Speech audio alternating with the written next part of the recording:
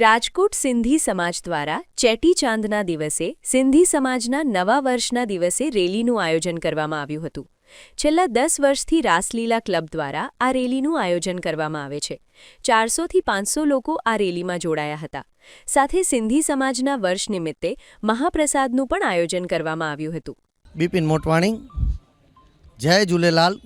રાસલીલા club દ્વારા આજે gents મહારેલી નવા વર્ષના જે અમારા ઝૂલેલાલ જયંતિ કહેવાય, ચેટીચાંદ અમારું નવું વર્ષ કહેવાય, તેમાં મહાબાઇક રેલીનું આયોજન કરે છે। છેલ્લા 10 વર્ષથી રાસલીલા ક્લબ આ મહાબાઇક રેલીનું આયોજન કરે છે। તેમાં વધારેમાં વધારે સિંધી ભાઈઓ જોડાય છે અને આખા શહેરની અમે સફર કરી છે।